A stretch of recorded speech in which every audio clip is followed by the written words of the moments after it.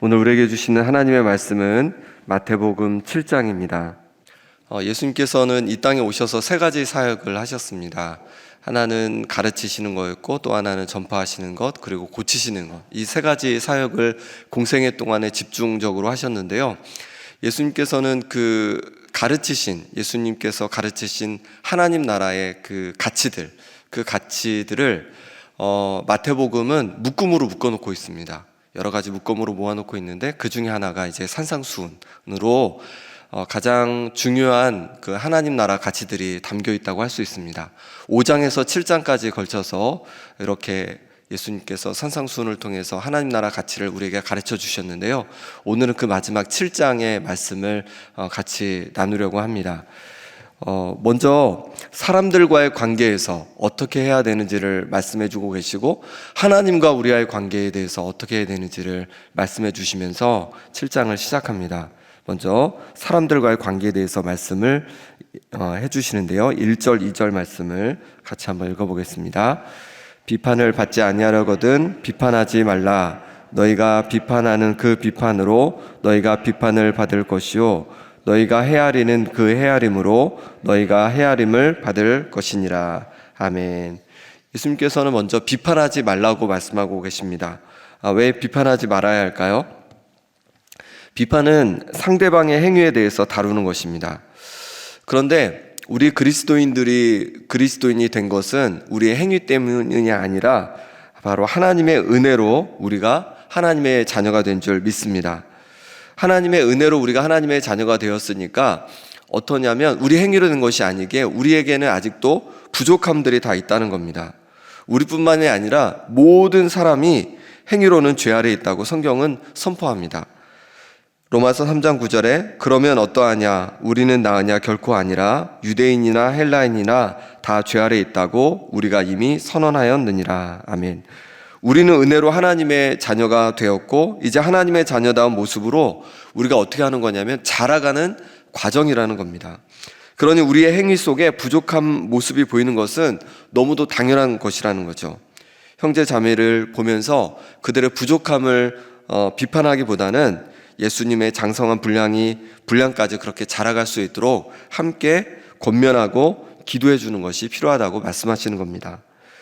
또 하나, 비판은 내 자신을 돌아볼 기회를 빼앗습니다. 3절 말씀을 제가 읽어보겠습니다. 어찌하여 형제의 눈 속에 있는 티는 보고 내 눈 속에 있는 들보는 깨닫지 못하느냐. 형제 자매의 실수나 잘못을 보았을 때 비판하는 것은 우리에게 아무 유익이 없습니다. 오히려 우리의 영적 성장을 방해할 수 있습니다. 그런데 비판이 아닌 우리 자신을 돌아보는 계기로 삼으면 어떨까요? 저 형제의, 저 자매의 그 부족한 모습을 볼 때, 잘못된 모습을 볼 때 그것을 비판하는 것이 아니라 오히려 내 자신을 돌아보는 기회로 삼는 것입니다. 저 사람의 작은 티를 보면서 내 속에는 들보가 있지 않는지 내 자신을 돌아보는 계기로 삼는 것입니다. 그럼 오히려 그것이 우리의 영적 성장에 도움이 될 줄 믿습니다. 오늘 먼저 말씀은 형제를 비판하지 말라는 것입니다. 비판하지 말고 오히려 그들이 예수님의 그 장성한 모습까지 자라갈 수 있도록 격려하고 기도해주는 우리가 될 수 있길 바랍니다. 두 번째는 이제 하나님과 우리와의 관계에 대해서 이제 7절부터 말씀해주고 계신데요. 우리가 하나님의 자녀이기 때문에 하나님 아버지께 할 수 있는 것이 있다는 겁니다. 7절 말씀 같이 읽어보겠습니다. 구하라, 그리하면 너에게 주실 것이요, 찾으라, 그리하면 찾아낼 것이요, 문을 두드리라, 그리하면 너희에게 열릴 것이니. 아멘. 하나님께서는 우리의 아버지가 되어주시기 때문에 이제 우리는 마음껏 구하고 찾고 두드릴 수 있다고 말씀하고 있습니다. 이 땅의 아버지에게 우리가 필요한 것을 요청하는 것처럼 하늘 아버지께도 우리가 요청할 수 있다는 거예요. 그런데 이 땅의 아버지와 하늘 아버지와는 두 가지 면에서 차이가 있습니다. 먼저 뭐에 대해서 차이가 있냐면, 이 세상의 아버지는 능력에 있어서 제한되어 있습니다. 능력의 한계가 있습니다. 우리가 요청해도 능력의 한계로 들어주지 못할 때가 있습니다. 또 하나는 이 세상의 아버지는 때로 우리를 향한 사랑이 왜곡되거나 또 부족할 수 있습니다. 사랑한다고 하면서 잘못된 방향으로 우리를 이끌 수도 있고 잘못 우리를 도와줄 수도 있습니다. 하지만 하늘 아버지는 온 세상을 만드신 전능하신 하나님이신 줄 믿습니다. 또한 당신의 아들까지 내어주실 정도로 우리를 사랑하시는 분이십니다. 우리를 가장 사랑하시고 가장 능하신 하늘 아버지께서 우리를 정말로 제대로 도와줄 수 있습니다. 그러니 하늘 아버지께 구하고 찾고 두드리라고 말씀하시는 것입니다. 우리 11절 말씀을 같이 한번 읽어보겠습니다. 너희가 악할지라도 좋은 것으로 자식에게 줄 알거든 하물며 하늘에 계신 너희 아버지께서 구하는 자에게 좋은 것으로 주시지 않겠느냐. 아멘. 이 땅의 아버지도, 아무리 악한 아버지도 자식이 떡을 달라고 하는데 돌을 주거나 생선을 달라 하는데 뱀을 던져줄 그런 아버지는 없습니다. 이 땅의 아버지도 좋은 것으로 주려고 하죠. 그런데 하물며 정말로 우리를 그 누구보다도 사랑하시는, 어찌 보면 이 땅의 아버지보다도 더 우리를 사랑하시는 하늘 아버지께서 우리가 구할 때 좋은 것을 주지 않겠느냐 말씀하고 있습니다. 우리가 구하고 찾고 두드릴 때 마음을 다해 정말로 하나님 아버지께 기도할 때 우리의 기도에 반드시 응답해 주실 줄 믿습니다. 그런데 그 응답은 좋은 것이라는 거예요. 좋은 것. 우리가 기도할 때 때로 근데 아무리 구해도, 내가 좋은 것이라고 구해도 때로 응답이 되지 않는 것처럼 느껴질 때가 있습니다. 그런데 생각할 것은 무엇이냐면 하나님께서는 우리에게 좋은 것을 주신다는 거예요. 우리에게 지금 바로 구할 때 주시는 것이 우리에게 좋은 것이 되지 못하거나 우리에게 주는 것 자체가 나쁜 것이 된다면 하나님께서는 우리에 대한 응답을, 우리 기도에 대한 응답을 늦추거나 아니면 주지 않으실 수 있다는 겁니다. 왜냐하면 그것이 우리에게 좋은 것이 아니기 때문에 그렇습니다. 우리는 믿음으로 구해야 합니다. 또 두드려야 합니다. 찾아야 합니다. 그런데 기억할 것은 하나님 아버지께서는 우리에게 가장 좋은 시점에 가장 좋은 것으로 주시는 분이시라는 것입니다. 그러니까 하늘 아버지를 믿음으로, 신뢰함으로 말미암아 하나님 아버지께 여전히 구하고 찾고 두드리는 우리 성도님들 되시기 바랍니다. 13절부터는 이제 산상수훈을 이제 마무리하고 있습니다. 마무리하면서 앞서 말씀하신 5장부터 말씀하신 그 가르침들을 지키도록 결단할 것을 우리에게 권면하고 있는 것입니다. 13절, 14절 말씀 같이 한번 읽어보겠습니다. 좁은 문으로 들어가라. 멸망으로 인도하는 문은 크고 그 길이 넓어 그리로 들어가는 자가 많고 생명으로 인도하는 문은 좁고 길이 협착하여 찾는 자가 적음이라. 아멘. 여기 보니까 좁은 문으로 들어가라. 또 생명으로 인도하는 좁은 길로 또 갈 것을 우리에게 말씀하고 있습니다. 우리는 예수님을 믿음으로 말미암아서 세례를 받아 하나님의 자녀가 되었습니다. 세례는 내 마음대로 살던 삶을 청산하고 하나님의 자녀답게 살겠다고 하나님과 성도들 앞에, 세상 앞에 공표하는 것입니다. 그러니 우리는 이미 세례 받을 때 좁은 문으로 들어선 겁니다. 세상 나라에서 세상 사람들이 사는 방식으로 사는 것이 아니라 하나님의 자녀로 하나님 나라의 가르침대로 살겠다고 결심한 것이죠. 그러니 우리는 예수님을 믿을 때 좁은 문으로 이미 들어선 사람들입니다. 좁은 문을 열고 이미 그 안으로 들어온 것입니다. 하지만 세례 받을 때 좁은 문을 선택했다고 해서 좁은 길을 자동적으로 걸어가는 것은 아닙니다. 좁은 길을 걷는 동안 울타리를 넘어가지 않도록 매 순간 결단과 의지가 필요한 것이죠. 좁은 길은 길 양옆에 확실한 울타리가 있기 때문에 좁은 길입니다. 좁은 길인데 울타리가 없어요. 뭔가 경계가 없어요. 그건 좁은 길이 아니죠. 뭔가 확실한 경계가 있기 때문에 좁은 길이 되는 것입니다. 그럼 우리에게 울타리는 무엇일까요? 바로 예수님의 가르침입니다. 성도는 예수님의 가르침을 울타리 삼아 그 울타리를 넘지 않도록 조심하며 좁은 길을 걸어가는 사람들입니다.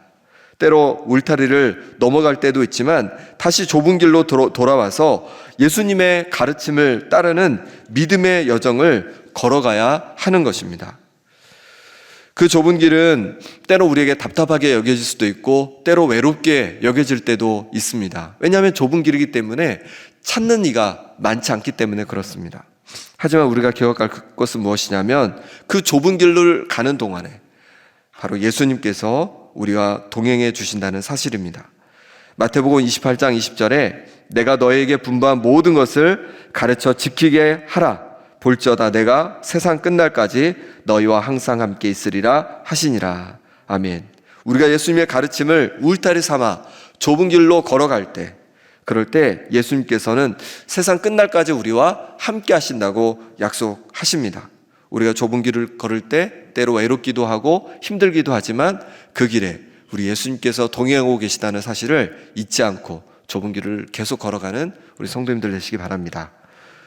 15절부터는 좁은 길을 걷는지 걷지 않는지는 열매로 드러난다고 말씀하고 있습니다. 우리 20절 말씀을 같이 읽어보겠습니다. 이러므로 그들의 열매로 그들을 알리라. 아멘.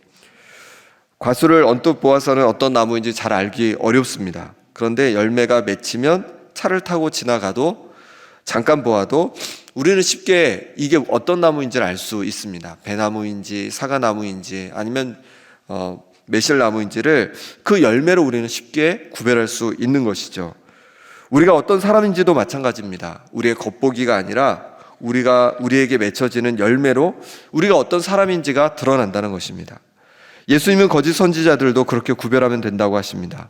거짓 선지자들은 양의 옷을 입고 접근하지만 실제로는 노략질하는 일이라고 하십니다. 그들이 어떤 열매를 맺는지를 보면 진짜인지 가짜인지를 알 수 있다는 것이죠. 우리도 그렇습니다. 우리가 하나님의 자녀인지 어떻게 알 수 있을까요? 우리의 열매로 드러난다고 말씀하시는 거예요. 21절 말씀 제가 읽어보겠습니다. 나더러 주여 주여 하는 자마다 다 천국에 들어갈 것이 아니요 다만 하늘에 계신 내 아버지의 뜻대로 행하는 자라야 들어가리라. 아멘. 주여 주여 한다고 해서 다 천국에 들어가는 것이 아니라고 말씀합니다. 하늘에 계신 아버지의 뜻대로, 하나님 아버지의 뜻대로 행하는 자가 들어간다고 말씀하십니다. 우리가 예수님을 믿을 때 먼저 고백이 필요한 것은 사실입니다. 로마서 10장 9절에 보니까 내가 만일 내 입으로 예수를 주로 시인하며 또 하나님께서 그를 죽은 자 가운데서 살리신 것을 내 마음에 믿으면 구원을 받으리라. 아멘. 이렇게 말씀하십니다. 그런데 주여 주여 말한다고 해서 자동으로 천국으로 들어가는 건 아니라는 거예요. 아이들한테 혹은 어떤 사람들한테 주여 해봐, 예수님을 주님이라고 불러봐, 주여 주여 따라한다고 해서 자동으로 천국에 들어가는 건 아니라는 거예요. 입술의 고백으로 그치는 것이 아니라 마음으로 믿어야 구원을 받는다는 거죠. 마음으로 믿어야. 마음으로 믿는다는 것은요, 어떤 거냐면 예수님은 정말 나의 구주와 주님으로 그렇게 여긴다는 겁니다. 그럼 주님이란 뜻은 무슨 뜻입니까? 주님, 주인이란 뜻입니다. 주인. 내 왕이란 뜻입니다. 예수님을 내 주님이요 내 왕으로 모신다는 거예요. 정말 입술로만 고백한 사람이 아니라 마음으로 믿어 받아들인 사람은 어떤 삶을 살아갈까요? 내 뜻대로 살아가지 않습니다. 주님의 뜻대로 살아가려고 애쓰고 노력하게 되죠. 순종하려고 노력하게 되는 것입니다. 그러니 정말 예수님을 구주와 주로 믿는 사람들에게는 주님 뜻대로 행하는 열매가 맺어지게 된다는 겁니다. 22절 말씀을 같이 읽어보겠습니다. 그날에 많은 사람이 나더러 이르되 주여 주여 우리가 주의 이름으로 선지자 노릇하며 주의 이름으로 귀신을 쫓아내며 주의 이름으로 많은 권능을 행하지 아니었나이까 하리니. 22절에서는 주여 주여 하는 자들이 예수님의 이 말씀 앞에 반론을 제기합니다. 자신들은 예수님의 이름으로 선지자 노릇도 하고 귀신도 쫓아내고 많은 권능도 행했다고 합니다. 그런데 이들을 향해서 예수님은 이렇게 말씀하십니다. 23절에 그때에 내가 그들에게 밝히 말하되 내가 너희를 도무지 알지 못하니 불법을 행하는 자들아 내게서 떠나가라 하리라. 이 말은 어떤 말이냐면 우리가 봉사를 많이 했다고 해서 인정받는 것이 아니라는 겁니다. 귀신을 쫓아내고 많은 권능을 보여줬다고 해서 하나님께 인정받는 것이 아니라는 말씀입니다. 무엇을 하든 또 어떤 직분을 가지고 있든 어떤 자리에 있든 하나님의 뜻대로 행하는지가 진짜 중요하다는 것이죠. 우리는 하나님의 자녀가 되었기 때문입니다. 하나님의 자녀는 하나님의 뜻대로 순종하는 열매를 맺게 됩니다. 이렇게 열매를 맺는 하나님의 뜻대로 행함으로 열매를 맺는 것이 중요하지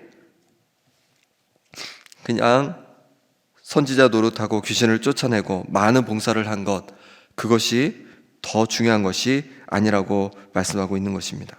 하나님은 하나님의 자녀인 우리에게 열매를 기대하십니다. 말이 아니라 능력이 아니라 하나님의 뜻대로 행하는 열매가 진짜 하나님께서 찾으시는 열매입니다. 하나님 뜻대로 행하는 열매를 맺어가는 우리가 되기를 소망합니다. 마지막 24절에서부터는 이렇게 말씀을 지켜 하나님의 뜻대로 행하는 자가 지혜로운 사람이라고 말씀해주고 계십니다. 24절 말씀을 같이 읽어보겠습니다. 그러므로 누구든지 나의 이 말을 듣고 행하는 자는 그 집을 반석 위에 지은 지혜로운 사람 같으리니. 아멘. 예수님의 말씀을 듣기만 하는 사람이 아니라 말씀을 듣고 행하는 사람이 지혜로운 사람이라고 말씀하고 있습니다. 우리는 말씀의 홍수 속에 살고 있습니다. 주일 예배 말씀, 수요 예배 말씀, 새벽 말씀, 또 인터넷으로 얼마든지 좋은 말씀들, 또 TV로 얼마든지 좋은 말씀들을 골라서 들을 수 있습니다. 말씀을 잘 듣는 것은 너무 중요합니다. 하지만 말씀을 듣고 지키지 않는다면 그 사람은 지혜로운 사람이 아니다 라고 말씀하고 있습니다. 그럼 왜 말씀을 지켜 행하는 사람이 지혜로운 사람이고 말씀을 듣고 지키지 않는 사람은 지혜롭지 못한 미련한 사람이라고 말씀하고 계실까요? 예수님은 비유를 하나 말씀해 주고 있습니다. 반석 위에 지은 집과 또 모래 위에 지은 집을 구분해서 말씀해 주고 있습니다. 반석 위에 지은 집과 모래 위에 지은 집은요, 평소에는 잘 구분되지 않습니다. 하지만 비가 내리고 창수가 나고 바람이 불어 그 집을 흔들기 시작하면 구별이 되는 것입니다. 반석 위에 집은 기초가 튼튼하기 때문에 무너지지 않지만 모래 위에 지은 집은 금방 무너져 버리고 맙니다. 우리가 말씀을 잘 지켜 행하면 어떤 위기가 오더라도 그 말씀이 오히려 우리가 쓰러지지 않도록 지킨다고 말씀하고 있는 것입니다. 오늘 말씀은 산상수훈의 마지막 부분을 함께 다루었습니다. 비판하지 말라고 말씀하셨고 하늘 아버지께 마음껏 구하고 찾고 두드리라고 말씀해 주셨습니다. 그리고 이제 이렇게 산상수훈을 통해서 말씀해 주신 하나님 나라 가치대로 우리가 살아가도록 우리를 권면하고 계십니다. 좁은 길로 걸어가라고 말씀하고 계시고 열매 맺는 삶을 살라고 말씀하고 계십니다. 하나님의 가르침대로, 예수님의 가르침대로 살아감으로 말미암아 좁은 문으로 끝까지 걸어가며 주님 앞에 아름다운 열매를 맺어드리는 우리 성도님들 되시기를 소망합니다.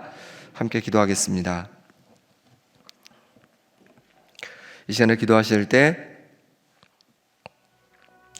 형제자매를 비판하지 않는 내가 되게 하여 주옵소서. 비판하는 것이 아니라 오히려 나를 돌아보는 계기로 삼게 해 주시고 함께 아름답게 성장해 갈 수 있도록 은혜 부어 주옵소서. 또 좁은 문으로 들어가 열매 맺는 삶, 지혜로운 인생 되기를 원합니다. 예수님의 가르침대로 하나하나 살아가는 훈련이 내 삶에 되어지게 해 주시고 그래서 점점 예수님의 그 장성한 분량까지 자라가게 하여 주시옵소서 기도하시고 새세면 축제를 통해서 많은 영혼들이 주님 앞에 나와 구원받는 역사가 일어나도록 이 시간 우리 함께 기도하겠습니다. 하나님 아버지, 오늘 말씀에 형제자매를 비판하지 말라고 말씀하여 주셨습니다. 비판을 통하여서 오히려 내가 비판을 받을 뿐만 아니라 영적 성장에 방해가 됨을 말씀해 주셨습니다. 아버지 하나님, 비판하기보다는 함께 아름답게 성장하고 자라가길 원합니다. 예수님의 장성한 분량까지 자라가는 우리의 삶이 되고 모습이 될 수 있도록 하나님 역사하여 주옵소서. 좁은 문으로 들어가라고 말씀하시고 좁은 길을 걸어가라고 말씀해 주셨습니다. 예수님의 가르침의 그 울타리를 아버지에 따라서 좁은 길을 걸어가게 하여 주옵소서. 그래서 아버지 하나님, 때로 힘들고 외로움이 있겠지만 좁은 길을 걸어갈 때 아버지 하나님, 천국에서 영광스럽게 주님을 만나며 하나님께서 부어주시는 은혜로 아버지 하나님 살아갈 수 있도록 역사하여 주시옵소서. 하나님 아버지, 주께서 도와주시길 원합니다. 새소의 축제를 통해서 많은 영혼들이 주님 앞에 들어오길 원합니다. 하나님 아버지, 정말로 주님을 떠나 있는 영혼들이 다시 아버지 하나님 주님께로 나오게 도와주시고 또 아버지 하나님 주님 알지 못하는 많은 사람들이, 많은 영혼들이 주님 앞에 나와서 함께 예배하고 또 아버지 하나님 영광 돌리고 또 좁은 길을 함께 걸어갈 수 있도록 은혜 부어 주시옵소서. 하나님 도와주시길 원합니다. 우리를 만져주시길 원합니다. 하나님 아버지, 붙잡아 주셔서 아버지 하나님 나라의 가르침대로 우리가 살아가게 도와주시고 우리의 삶의 아름다운 열매가 맺어지게 하여 주시옵소서. 하나님 도와주시옵소서. 하나님 붙잡아 주옵소서. 하나님 아버지 역사하여 주시옵소서. 하나님 아버지, 비판하지 말라고 말씀하십니다. 우리가 우리의 형제 자매를 비판하지 않게 도와주시고 오히려 아버지 하나님 형제 자매의 티를 볼 때에 우리 자신을 돌아보는 계기로 삼게 해주시고 또 아버지 하나님 저들의 연약함을 볼 때에 오히려 기도해주며 함께 영적 성장을 이루어갈 수 있도록 인도하여 주시옵소서. 좁은 문으로 들어가라고 또 좁은 길을 걸어가라고 말씀해 주셨습니다. 때로 그 울타리가 좁은 길로 가는 그 울타리가 갑갑해 보일 때도 있습니다. 하지만 그곳이 정말로 참된 생명의 길이고 주님과 동행하는 길임을 잊지 않게 도와주시고 주님의 가르침대로 한 걸음 한 걸음 주님 앞에 갈 때까지 아버지 하나님 걸어가는 우리의 삶이 되고 인생이 될 수 있도록 역사하여 주시옵소서. 새생명의 축제를 통해서 주님을 떠났던 많은 영혼들이 다시금 돌아오게 도와주시고 주님을 알지 못하는 또한 우리가 품고 있는 태신자들이 주님 앞에 돌아오는 역사가 일어나게 하여 주시옵소서. 오늘 하루 주님께 온전히 의탁하옵고 예수 그리스도의 이름으로 기도드립니다. 아멘.